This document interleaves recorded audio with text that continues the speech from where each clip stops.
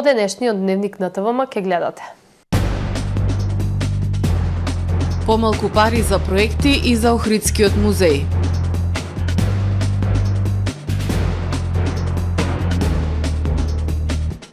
Струшко Подгорци нуди уникатна автентична авантура.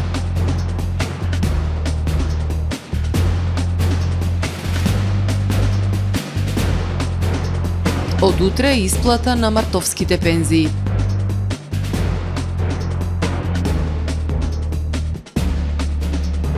Чествувања за големиот македонски научник, охријанецот доктор Анастас Коцарев во Париз.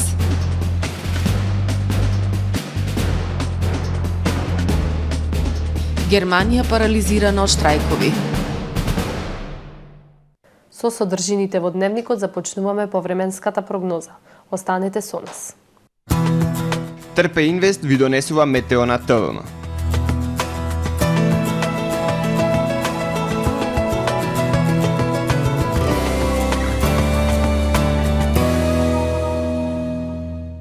Во Охрид денес времето умерено облачно, нестабилно со врнежи дожд проследени со ветер и пад на дневните температури. Максималната само 14 степени. Над 1000 метри надморска висина на планинските превои снег во текот на ноќта кон вторник ќе продолжат врнежите, но со послаб интензитет. Утре над северозападна Европа ќе биде нестабилно со врнежи од дожд проследено со ветер. Во Скандинавија, североисточна Европа, на крајниот исток снег. Дожд и снег се очекува на крајниот југоисток од Европа. Во останатите делови од стариот континент стабилно сончево време со сончеви периоди. Во вторник во централните и источните делови на Балканскиот полуостров времето умерено облачно и нестабилно со врнежи од дожд, на повисоките предели снег и постудено со пад на температурите. Во останатите делови од Балканот претежно сончево време со локална облачност. На југ умерено облачно со сончеви периоди. Максималните температури од 5 до 13 степени Целзиусови на Балканот. Во Македонија во вторник рано наутро врнежите ќе престанат. Времето во текот на денот умерено облачно со сончеви периоди, ветровито и свежо со пад на температурите, ќе дува засилен северен северозападен ветер и до 40 км на час. Минималните температури ќе бидат на крајот на денот. Ќе бидат од -5 до +5 степени, максималните од 3 до 12 степени. Во Охрид во вторник во утринските часови врнежите од дожд ќе престанат. Времето во текот на денот умерено облачно со сончеви периоди, ветровито и студено со северозападен ветер. Брзината до 30 км на час, минималната температура од 0, а дневната до 7 степени. Во среда и четврток студено утро со појава на умерен мраз, -2 степени. Времето во текот на денот сончево и потопло. Дневната температура 11 односно 15 степени, а во петок веќе претежно сончево време. Ќе би има локална облачност, ќе биде потопло. Минималната 3, дневната 17 степени Целзиусови.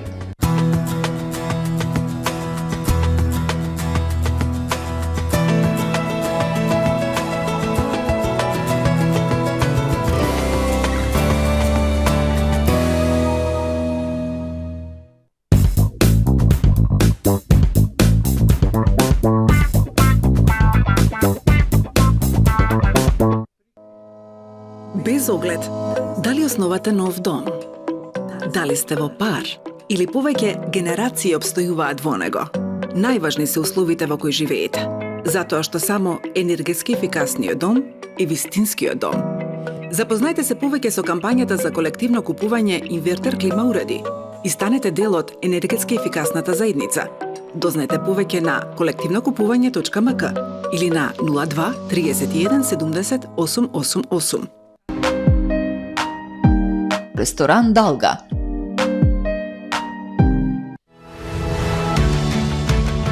Во време на енергетска криза си помагаме едни на други.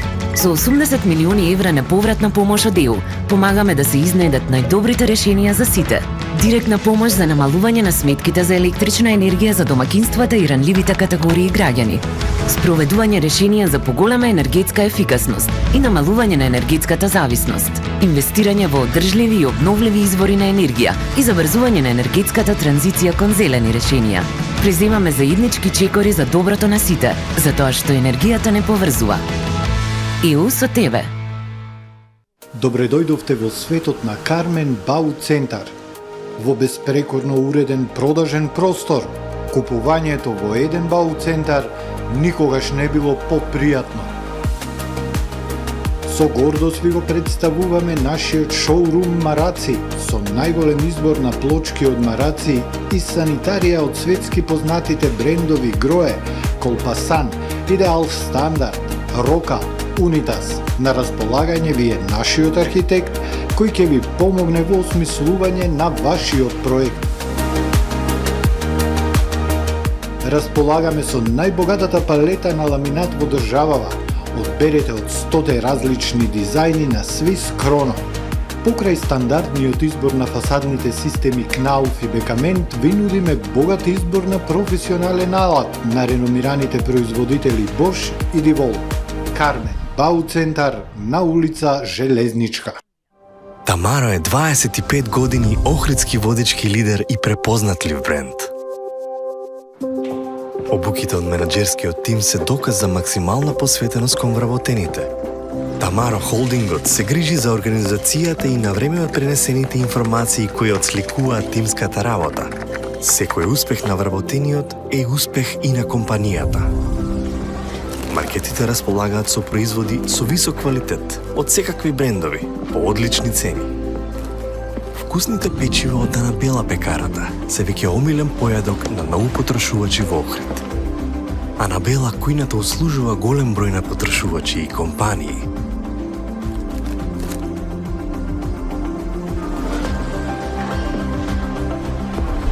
Рибарата е секогаш снабдена со најразлични видови на риба и морски плодови.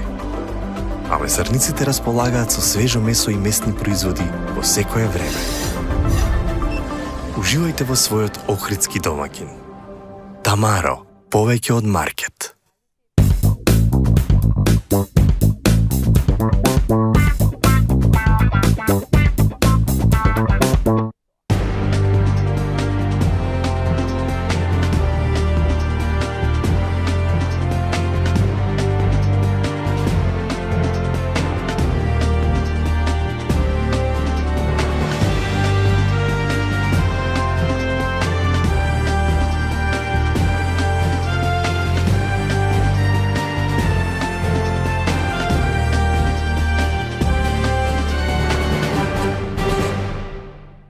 Добар ден, прво издание на Дневникот на ТВМ. Завод и музеј од Охрид, како и другите национални установи во земјава, годинава доби значително помалку финансиски средства за реализација на проекти, како од областа на музејската дејност, така и за заштита на недвижното културно наследство. Министерката за култура Бисера Костадиновска Стојчевска вели, фокусот при креирањето на буџетот за култура годинава биле платите на културните работници и стабилноста на функционирањето на националните установи. Значително намалени средствата од буџетот за реализација на проекти од областа на културата и Националната установа Завод за заштита на спомениците и музеј од Охрид ќе има на располагање значително помалку средства оваа година, нешто повеќе од 3,5 милиони денари само за реализација на проекти од национален интерес во културата од областа на заштитата на недвижното културно наследство за 2023 година. Од проектите на националните установи во областа на визуелните уметности, архитектурата и дизајнот, 60.000 денари се издвоени за реализација на проектот Антологија 4. Од областа на музејската дејност и заштитата на нематеријалното културно наследство, за оваа година Охридскиот завод и музеј ќе добие нецели 1 милион денари. Намалени се паричните средства кои што се одобрени оваа година за реализација на програмата од национален интерес. Ке видиме, ке се справуваме со тоа што е. Тоа е за цела држава глобално, а економската криза си го донесе своето. Проектите се реализираат. Од годишната програма проектите се реализираат со тие парични средства кои што располагаме. Министерката за култура неодамна во гостувањето на емисијата Стадион за Канал 77 информира дека годинава фокусот при креирањето на буџетот за култура била стабилноста на културните работници и стабилноста на функционирањето на националните установи. Министерката објасни дека најголем дел од годинешниот буџет отпаѓа токму за обезбедување средства за плата на културните работници. Факт е дека буџетот на Министерство за култура оваа година беше доста помал, дека беше скратен и се согласувам дека буџетите на Министерство за култура треба да бидат можеби некако уредени со закон за тие никогаш да не претрпуваат кратење или да не биде оној буџет кој што секогаш кога требаат од некаде пари, се зема секогаш од култура, но морам да кажам дека ваквиот намален буџет оваа година најпрво се должеше на тоа што моравме да ги обезбедиме платите на културните работници, кои што се загарантирани со нивниот навистина солиден колективен договор. Во согласно со Законот за културата, проектите избрани на годишните конкурси за 2023 година и проектите содржани во годишните програми за работа на националните установи треба да се реализираат до крајот на тековната година. Струшко Подгорци нуди уникатна автентична авантура. Јавање, коњи, стрелање, подготовка на локална храна, прошетки во живописната природа и посета на Подгоречкото езеро, кое е најголемо на Јабланица. Струшко Подгорци станува рурална туристичка дестинација, преку уникатна автентична авантура на Јабланица, јавање, коњи, стрелање, подготовка локална храна, палење логорски оган, берење чаеви и шумско овошје. Туристичкиот работник Шабан Адемовски на својот ранч над селото ја презентира земјава пред странските гости. Туристите се запознаваат со културата, традицијата и мултиетничноста, начинот на живот во областа на Дримковскиот регион. Пред све природно овдека. Имам врт, градина, качвиме на коња, си шетаме низ голината, таа авантура нема нигде. Она интересно е што нигде го нема слично. И тоа е целата работа што туристите се задоволни. Најчестите гости се од Холандија, Словенија, Белгија, Италија и Малезија. Им се нудат прошетки во живописната природа на 2000 метри надморска височина и посета на Подгоречкото езеро, кое е најголемо на Јабланица. Кој ќе останете овде, ако треби 2 часа да сме, 5 останувиме. Дури останувиме и навечер на оган, на она логорска ватра, што ја викат логорски оган. Значи, надвор тамо на скарата, си фаќат риби, заедно правиме јадењето, заедно скарата, све заедно на лице место, ништо одавде. Имам салата, имам све природно, имам сирење од козите. Јабланица е богата со еколошки производи. Голем дел од нив може да станат бренд на регионот и да донесат поголем економски бенефит на локалното население. Од утре, 28 март, започнува етапното исплаќање на пензиите. Преку мрежата на банкомати, пензионерите ќе можат да ги подигнат своите средства од утре, 28 март, а преку филијалите и експозитурите на банките, за клиентите кои не користат картички, исплатата ќе се врши во 4 групи, според висина на пензијата и тоа. За пензиите во висина до 11.000 денари, исплатата ќе се изврши на 28 март, вторник. За пензии во висина од 11.000 до 14.000 денари, исплатата ќе се изврши на 29 март, среда. За пензии во висина од 14 до 18.000 денари, исплатата ќе се изврши на 30 март, четврток. И за пензиите во висина над 18.000 денари, исплатата ќе се изврши на 31 март, петок. Протест на пензионерите утре, 28 март, од 11 часот пред седиштето на Сојузот на Сдруженија на пензионери на Македонија. Незадоволството од досегашното работење на раководните структури во пензионерската организација ја достигна својата кулминација со последната манипулација при спроведувањето на редовните избори во Сдруженијата на пензионери и во Сојузот на пензионери на Македонија, кога во најголемиот дел случаи незаконски, нелегитимно и нерегуларно беа избрани старите за нови членови во органите и телата за новиот мандатен период. На протестот ќе се прочита платформа со заеднички барања на пензионерите од сите здруженија во Републиката и ќе се понудат решенија за излез од проблематичната состојба во пензионерската организација, велат од иницијативниот одбор. Општина померка на бизнисот. Јавен повик до лидерите на локалните самоуправи за подобрување на работата и ефикасноста на локалната администрација, привлекување инвестиции и побрз развој на постоечкото стопанство преку програма за сертификација на градови и општини со поволно деловно обкружување во југоисточна Европа.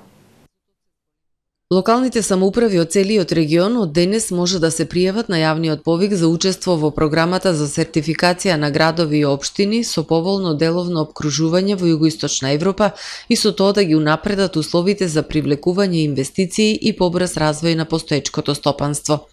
Јавниот повик е објавен од страна на партнерството за конкурентен регион во соработка со германската развојна соработка што ја спроведува ГИС. Ова е уникатна програма за подобрување на квалитетот на услугите и информациите кои општините во регионот на Југоисточна Европа им ги нудат на компаниите. Програмата им обезбедува на општините јасен патоказ за создавање поволна бизнис средина и воведување на меѓународно признати стандарди за ефикасна и транспарентна локална администрација. Повикот е отворен за вкупно 50 единици на локална самоуправа од регионот кои досега не учествувале во оваа програма. Програмата за сертификација на градови и општини со поволно деловно опкружување се спроведува од 2012 година.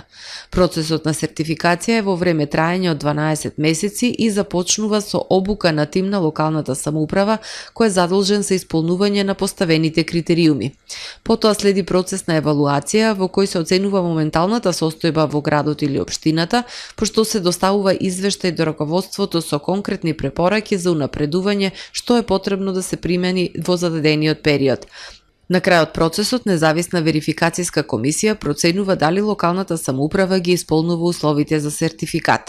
Досега во Македонија ваков сертификат добија град Скопје, Велес, Струмица, Штип, Илинден, Газибава и Богданци и се меѓу најуспешните локални самоуправи за привлекување инвестиции и развој на локалното стопанство. Заинтересираните општини може да достават пријава преку веб страницата на програмата за сертификација на градови и општини со поволно деловно опкружување во Југоисточна Европа или да се обратат до ЗЕЛС како надлежен технички секретаријат за спроведување на оваа програма во Македонија. Чествување на големиот македонски научник, охриѓанецот доктор Анастас Коцарев во Париз. На централната комеморативна церемонија на неговиот гроб во Бонди за прв пат присуствуваа градоначалниците на Охрид и Бонди Кирил Пецаков и Стефан Ерве, председателот на Македонската академија на науките и уметностите академик Љупчо Коцарев и представници на семејството Коцареви од Охрид. Изминатиот викенд во Париз беа одржани неколку манифестации посветени на ликот и делото на големиот македонски онколог и научник доктор Анастас Коцарев, по повод 133 годишнината од неговото раѓање и 92 годишнината од упокојувањето. Чествувањата на Коцарев беа заокружени вчера со комеморативна церемонија одржана на неговиот гроб во париската општина Бонди, на која меѓу другите присуствуваа градоначалниците на Охрид Кирил Пецаков и париската општина Бонди Стефан Ерве, председателот на Македонската академија на науките и уметностите академик Љупчо Коцарев и членови на семејството Коцареви од Охрид. Градоначалникот на Охрид Кирил Пецаков го потенцираше значењето на делото на доктор Анастас Коцарев како една ретка и уникатна приказна на човек кој му подарил големо нематеријално наследство на светот и најави низа иницијативи кои во координација со општина Бонди ќе се реализираат етапно, од именување улици и објекти во двете општини со негово име, одбележување на места каде живеел и творел, до подготовки за пренесување на гробот на научникот во Охрид и отворање музеј во неговиот роден град. Македонија и Франција имаат вистинска причина за уште едно поврзување и одговорност да работат на популаризацијата на научната оставина на научникот, рече Пецаков, додавајќи дека доктор Анастас Коцарев припаѓа на ретките граѓани на светот кои планетарно дале придонес за општото добро на сите преку нивната научна и пожртвувана работа во медицината.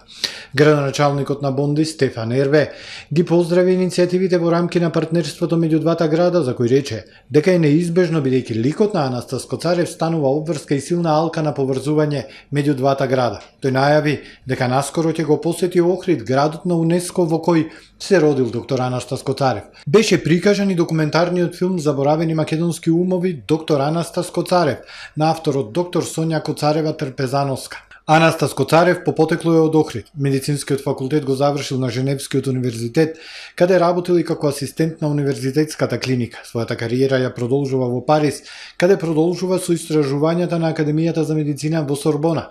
Таму, тој продолжува да работи на проблемот на дијагностицирање и лекување на рак со примена на радиум заедно во соработка со Марија Склодовска-Кири, која во тоа време била професор и директор на лабораторијата за радиум на Универзитетот во Сорбона.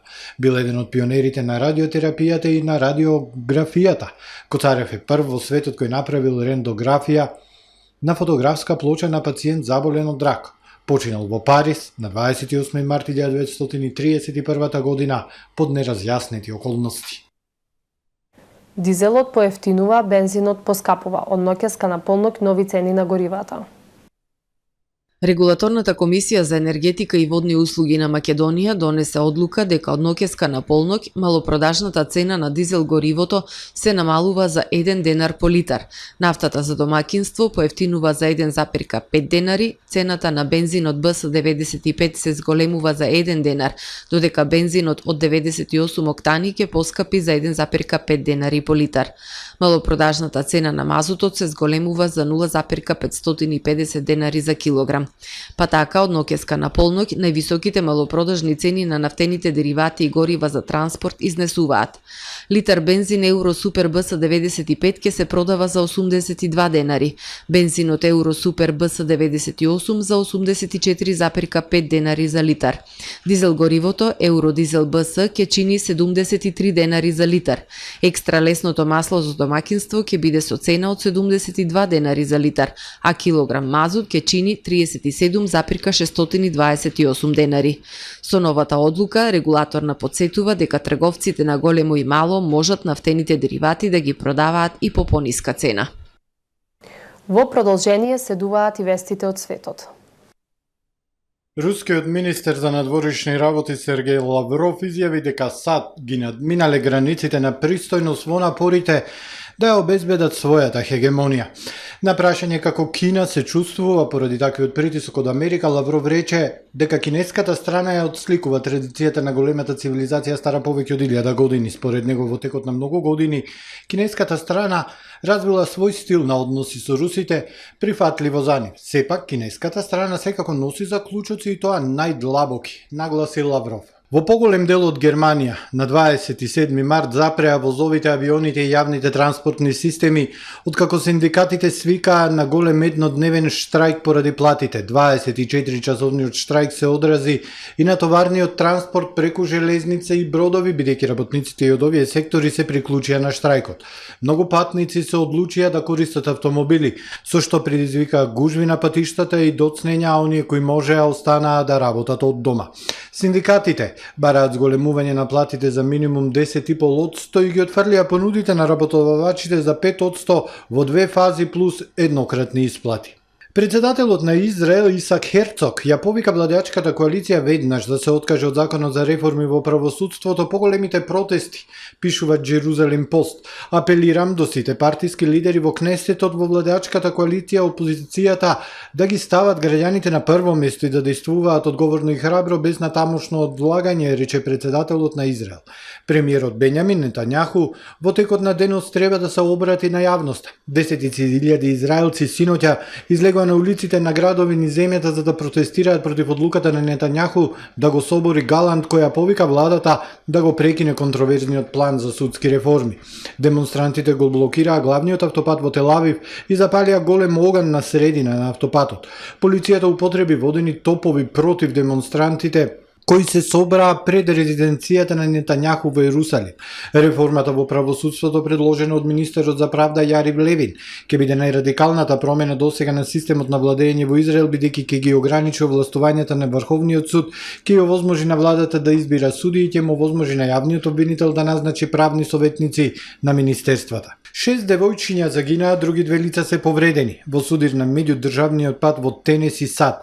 Во превртено возило биле пронајдени тела на девојки на возраст од 1 до 18 години. Се претпоставува дека од силата на ударот девојките биле исфрлени од автомобилот. Жена, за која се верува дека исто така паднала од истото возило со девојчињата, била пронајдена во критична состојба. Медиумите јавуваат дека во несреќата е повреден и маж пренесен во болница. Возачот на другиот автомобил кој учествувал во несреќата не е повреден. Жртвите се уште не се идентификувани, а за сега не е познато дали се во роднинска врска. Истрагата траела цело утро, а причина за несреќата се уште не е позната. Ова е се во првиот дневник. Ви благодариме за довербата. Имајте пријатен ден.